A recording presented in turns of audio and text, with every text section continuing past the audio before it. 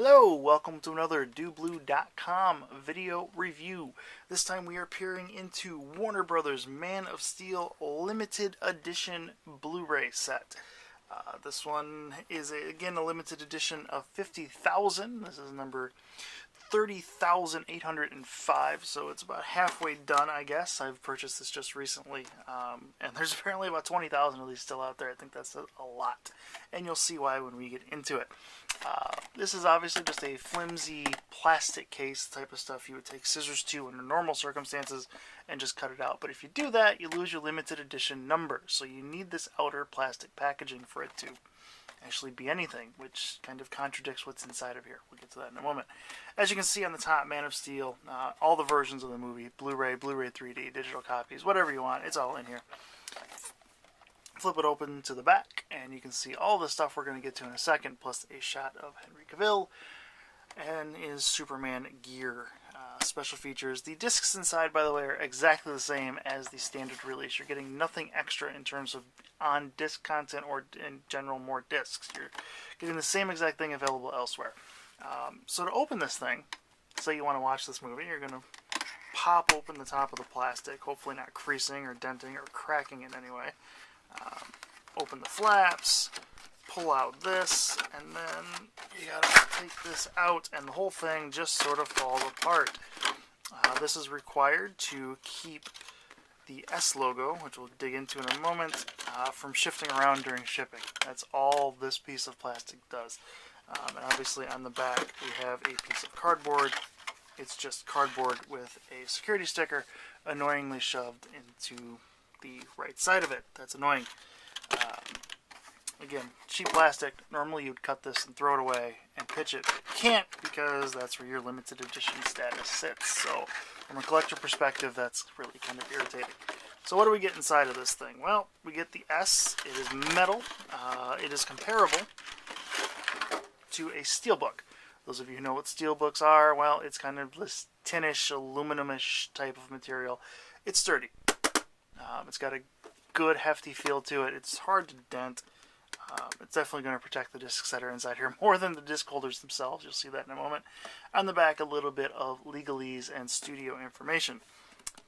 Two things here to support the joint, and there's no grip or anything here to actually push this open. You just kind of got to get your fingernails in there and pop it. Not hard, but I just think there'd be a ridge or something there that you could more easily do that with. So we've got this thing open. What do we get inside? Well, we get discs. You flip it open, and you get the 3D version on Blu-ray. You flip this open, and you get the standard 2D Blu-ray. Pop open to Zod, and you get the DVD, and in the very center sits the special features Blu-ray disc. So again, this is the standard retail set. Everything's here, all the bonuses, just nothing new. So you flip this back up, close it. This cardboard holder holds the discs, and this is flimsy. It probably kind of requires the steelbook to protect them. Excuse me, this is similar to some box sets like the Alien set, and some others. This is kind of like the Star Wars set a little bit too, the Star Wars Blu-rays, just in a different way. But they just sit on cardboard. There's no padding back here. It's just glossy cardboard. Not that I'm worried about these getting scratched. I'm more or less worried about the cardboard getting damaged. And I've handled this for all of 10 minutes, and I've already got kind of a creased ridge there. So not the best of cardboard on the back of that. Just more info. So we go in deeper. We have instructions and the digital ultraviolet copy of Man of Steel, if you want that too. Nothing on the back. Nothing on the back of this. So what are these instructions for? Well, it's for this acrylic stand. This is good acrylic. It's solid. It's thick. It's wrapped in plastic individually, which is impressive. I don't think it needs to be.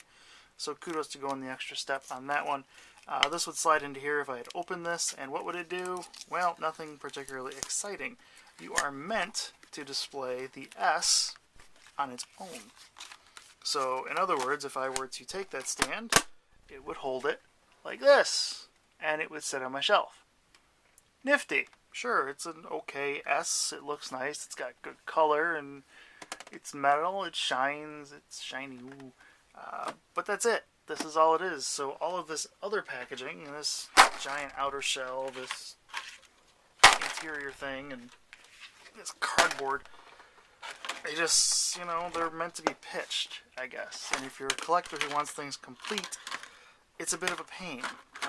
So say you've got this movie out, right, and you want to put it back because you've got done watching it. Well, you got to kind of reassemble this like a miniature puzzle. This has to sit on the S just right, and it's very flimsy in doing so. You got to pick this up, you got to shove it down in here, hope that it goes in right, and it didn't. Look at that. Put that back in there, pull the cardboard down, close the flaps, and realize that no matter what you do, it's always going to bow, and this corner, in my case, doesn't want to stay down. No matter what I do, it's going to want to pop because there is a bow on the plastic here. As you can see, it's pretty thick. That's annoying, and no matter what I do, I cannot keep that down. So that's irritating. And even when I display it on a shelf, as you can tell, say I put it vertically, there's no title here. There's nothing on any of the sides to say what this is if it's sitting on a shelf. It's an absolutely abhorrent design. It's not cool. And this retailed for like $75, which is so outrageous. I actually feel kind of ripped off at $25. But you do get the 3D Blu-ray, the regular Blu-ray, the DVD. So if you have this, which is the standard 3D Blu-ray, which is what I had prior, you know, is it an upgrade? In looks, maybe a little bit. I mean, if you want something a little showier, something limited, at least that has numbers on it, oh, okay, I guess. If you can find it cheap, sure. You know, I wouldn't pay more than $20 for this at the absolute most. It's really not that limited. 50,000 is a lot of copies to sell. You know, if you like the S logo and you're like obsessed with it, or you're an Uber Superman fan, you know, maybe you'd want to display the S. I don't know what you're going to do with the rest of this packaging, because not only is this going to get scratched up, it's going to get cracked. It's going to just get fragile. It's not a good design. It's big, obviously. This is the standard Blu-ray. You can see the rather massive size comparison, and just because I always do it, there's a DVD. It is taller than a DVD. Obviously, it's thicker. As for the discs themselves, you can read the full review on doblue.com, but it's pretty much a typical Warner encode, a little bit starved on bitrate, and the movie really needs a better bitrate because it has a very gritty, noisy feel to it.